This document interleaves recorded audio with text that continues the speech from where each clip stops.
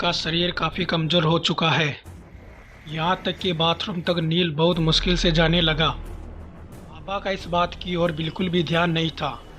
नील ने उसे कई बार कहा कि उसे उसके घर छोड़ आए, लेकिन आबा उसे हमेशा यह कहकर टाल देती कि अभी तुम ठीक हो जाओ फिर चलेंगे। आबा का सिर्फ एक ही मकसद होता, वो था नील के साथ संबंध बनाना। यहाँ तक कि नील की इच्छा न होने पर भी आबा उसे मजबूर किया करती। उस तरह से 5 दिन बीत गए और एक रात नील को जो सच्चाई पता चली उसे नील को सहन करना मुश्किल हो गया। एक रात को आबा खूबसूरत सी पोशाक पहनकर नील के करीब आती है, लेकिन नील अब बहुत कमज़ोर हो चुका है। वो आबा से कहता है, मुझे नींद आ रही है, मैं सोना चाहता हूँ। यह कहकर नील जैसे ही दूसरी करवट लेकर सोने लगता है, तभी आबा को गुस्सा आ जाता है। वो नील को कहती है, जो मैं कहूँगी तुम्हें करना ही होगा।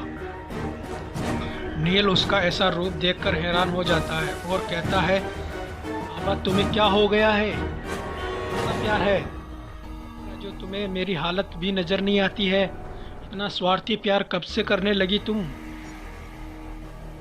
आबा अब कुछ नहीं कहती और वहाँ से उठकर बाहर चली जाती है। अब नील को आबा पर शक होने लगता है और रह रहकर ये ख्याल आ रहा है कि कहीं मयूरी की कई बात सच तो नहीं है। आबा कहीं वाली पिशाचनी नहीं है। नील खुद को तसल्ली देते हुए मन से कह रहा है, नहीं, ऐसा नहीं हो सकता। मेरी आबा एक पिशाचनी नहीं हो सकती।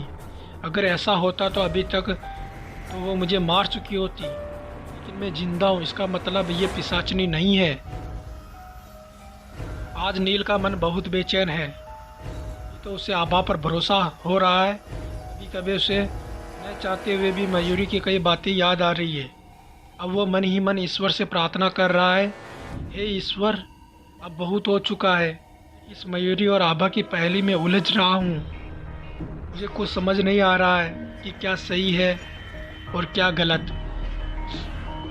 अब मैं सब कुछ भूलकर आपकी शरण में आना चाहता हूँ। मुझे मार्ग दिखाओ। उसे मयूरी की कई मंत्रों वाली बात याद आती है। अब नील को भी लगता है उसे मंत्र पढ़ने चाहिए, लेकिन उसे केवल गायत्री और महामृत्युंजय मंत्र ही आता है। इसलिए अब वो महामृत्युंजय मंत्र जपने लगता है। कुछ देर मंत्र जपने के पश्चात उसे महसूस होता है कि उसका शरीर पहले से ही थोड़ा सा ताकतवर हुआ है। अब वो मन ही मन मयूरी को याद कर रहा है।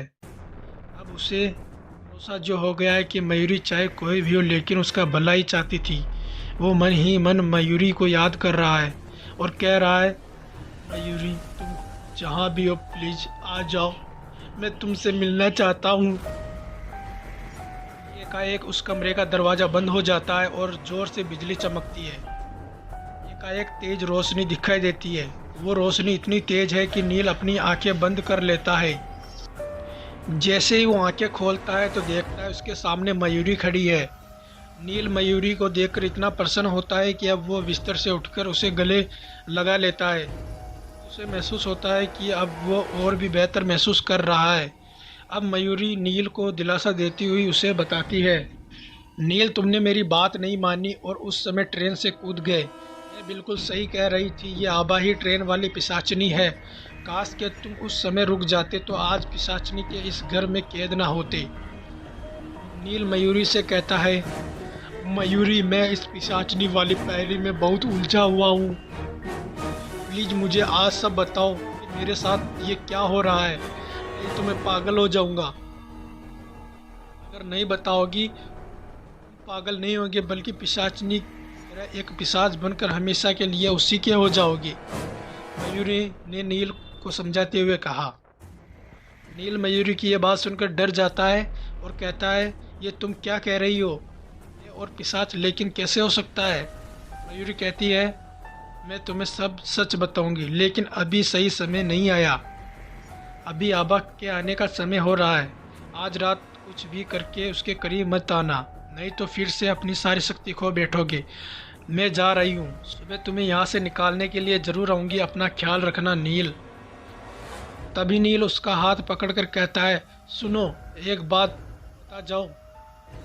नील से पूछती है, बोलो।